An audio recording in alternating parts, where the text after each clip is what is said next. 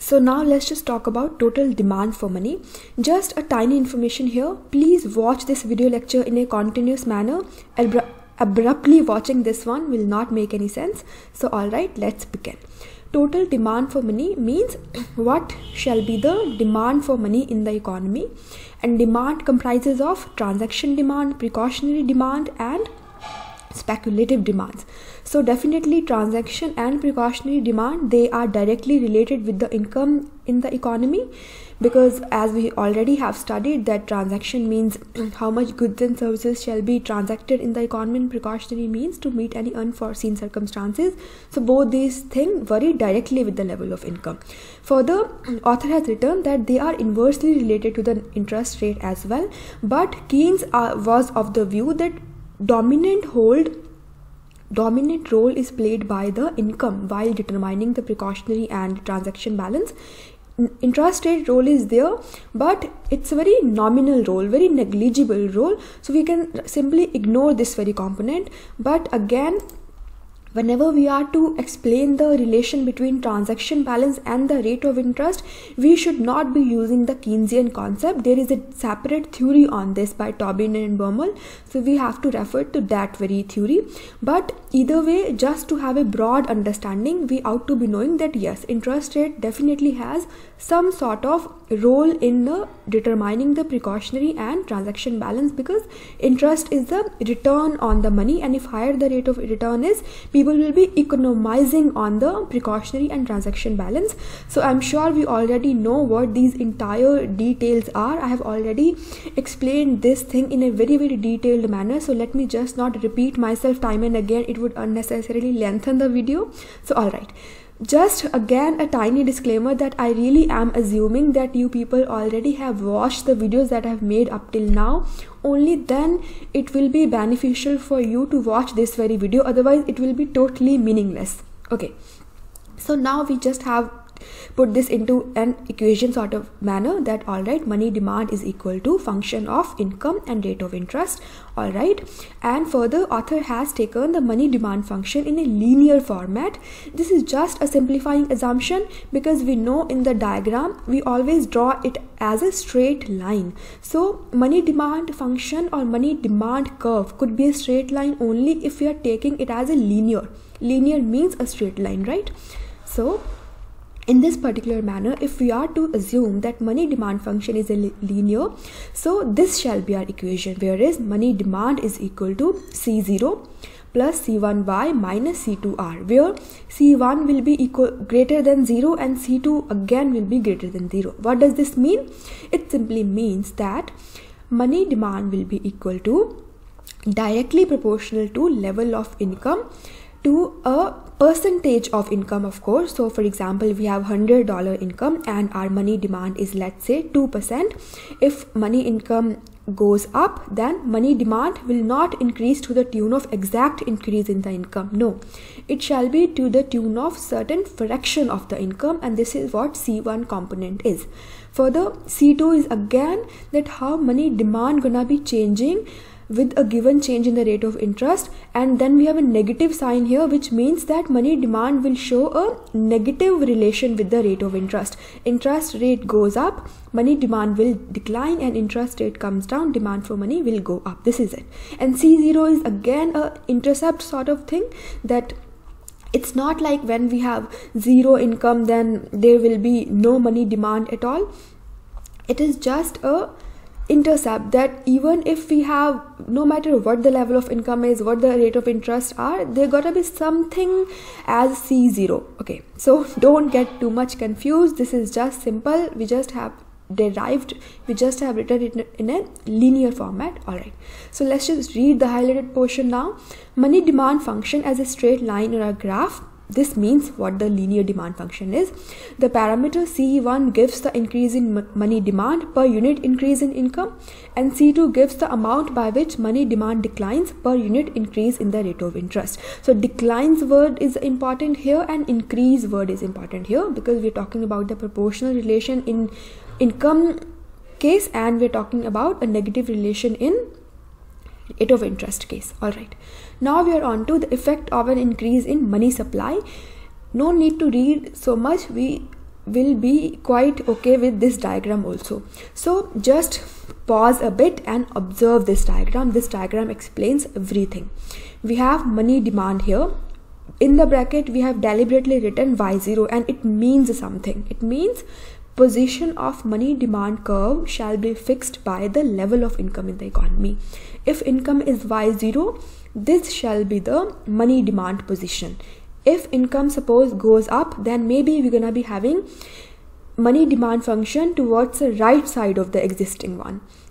And if income goes down, then we're gonna be having money demand curve towards the left side of existing one. So position of money demand is determined by the level of income in the economy. All right. Further, what shall be the money supply? This shall be exogenously determined by the central bank of the country. So in India, we know RBI fixes the money supply. This is exogenously determined. It simply means that it is not contingent upon any variables of the model. For example, money demand is something which is determined by rate of interest also, income also, and rate of interest is right there in the model. Whereas exogenous variables are those which are coming out of the model and which are independent. I have made a separate videos on what exogenous and endogenous variables are. If you don't know, I would request you to kindly watch it, because these differences between exogenous and endogenous variables need to be very, very clear. We can't just end up writing endogenous in place of exogenous and vice versa. No. Alright, so money supply is an exogenous variable independently fixed by the RBI, and let's say it is M0S in this particular case. So quite simple, intersection of money demand curve and money supply curve, it will determine the rate of interest in the economy, and this has turned out to be R0. Alright, this is quite simple and we have already dealt with this thing and nothing confusing here. Okay, so now let's assume that money supply has gone up. So from M0S it shifts rightwards. I think we know if something goes up, it shifts rightwards, right? This is something that I really don't think I need to explain. This is quite simple. So yes, money supply goes up, money supply curve shifts rightwards, and this is how we get this very money supply curve. Now observe this very thing. At the existing rate of interest, that is at R0, we have excess money supply. People need this much money while they are supplied with this much. So there is an excess supply of money in the economy. That now what's going to happen? Because people don't need money and still they have that very money. So they're going to be buying bonds with that money because they want to part off with liquidity. And as per Keynesian assumption, money can either be held as a money form, as a liquid form, or it can be used to buy bonds. That's it. This is a Keynesian drawback also, because we know there are various alternatives to holding bonds. Money use is not just a binary between either to be kept as an idle form or to buy bond. But alright, let's just not deviate from what we are studying. Right now we're talking about the Keynesian economics, and Keynesian assumption is money is either held in liquid form or it is used to buy bonds. All financial assets Keynes clubbed into bonds. So if people have excess supply of money with them and they don't demand it, because clearly at R0 rate of interest demand is this very much, so they're going to be using that very money to buy bonds. Now pure demand supply phenomena will come into picture. Demand of bond has gone up. It means bond prices will go up. Any commodity, if its demand goes up, definitely its price also will go up. This is quite simple and we know this thing, nothing confusing here. And we also know that interest rate and bond prices, they are inversely related. Demand for bond goes up, prices of bond go up, so rate of interest will fall. And why does this happen? I'm sure we know, and if we don't know, then please go back and watch the video where I have explained the speculative demand for money. Alright, because if I end up explaining it again, then there is no point in making a separate video on that very topic, right? So yes, bond prices and rate of interest, they are inversely related. In this particular case, bond prices are going up, so interest rate will fall. When interest rate goes down, what will happen? Speculative demand for money will go up. Alright. So this is just a pure application of what we have already studied up till now. So the new equilibrium position will be determined here, that is the cursor where I'm pinpointing exactly at this particular point. So here speculative demand for money has gone up, interest rate has fallen, and this is it.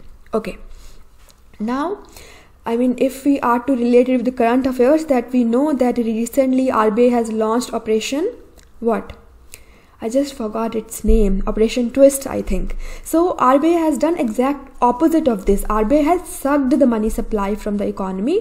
RBI has supplied the short-term bonds, and this is how money supply got sucked out from the system, and the same very money RBI is used to buy long-term bonds. So if RBI is buying long-term bonds, it means demand for long-term bond is going up. It means their prices will go up. It means the rate of interest will go down, and this is the very reason RBI has done this, so as to let the government go for raising debt at a moderate level of interest. If you haven't got what I have said just now about Operation Twist, then please ignore this. It was just a deviation because I was reading it and just came into my mind, so I end up explaining that. We don't really need to understand Operation Twist here. Right now what we have to understand is that this very thing that I have explained, what exactly happened when money supply goes up. Then we just have to memorize that I've explained. Please ignore the tiny portion about Operation Twist. But once if you have gotten hold over this entire thing, then I am sure you people will really be able to understand what RBI has done under Operation Twist. Nothing confusing here, but just be thorough with the concepts. Don't end up watching abruptly anything. You just have to proceed in a continuous manner. Okay, all right. So we have understood this topic up till now, but right now just try to pause a bit and think a little bit about what we have done. What we have done is definitely rate of interest has gone down and new equilibrium is here. But we also know that rate of interest and investment, they are related. Even if you haven't studied this concept in a very academic sort of manner, still we know that if rate of interest is lower, then investment demand will go up because cost of borrowing will be low. So if investment demand goes up, definitely income will go up in the economy. Either way 100% I'm sure that we know what is the relation between the rate of interest and investment and further with the income. But if you don't know, then just understand this much only, that rate of interest and investment, they are inversely related. Rate of interest has gone down, it simply means investment demand will go up. Investment demand will go up, it simply means income will go up. All right, okay. So if income goes up, then what will happen? As I've already stated right at the beginning, that the position of this curve, money demand curve, is decided by the level of income in the economy. If level of income is Y0, this shall be the money demand curve position. If level of income has gone up because of fall in the rate of interest and thereby increase in the level of investment, so if income level has gone up, it simply means that money demand curve will shift rightwards. And if money demand curve shifts rightwards, let's just say it shifts here, somewhere over here, so we'll be seeing that rate of interest is again going up. If rate of interest is going up, it simply means what? Investment demand will again decline and money demand curve will shift downward. So this loop is there. So we haven't gotten at a stabilized position where we haven't gotten a stable position where we can concretely say, where we can simultaneously determine the level of income and the interest rate in the economy. No, this is the in fact drawback of Keynesian theory of rate of interest, that Keynesian theory is dealing in isolation. Like already money demand curve position is fixed and this is how rate of interest is determined. But right now I have explained that this is not the case in real economy, because these things are quite interlinked, and this is the very reason we need a new model where we'll be able to simultaneously determine level of income and rate of interest in the economy. Alright, so I think I have explained enough, and either way this shall be clear to you. I don't know how much further explanation is needed in this very topic. I have tried to be very explanative. Still, if you haven't gotten hold over it, then do let me know in the comment section. I'll try to be more simple in my explanation, okay?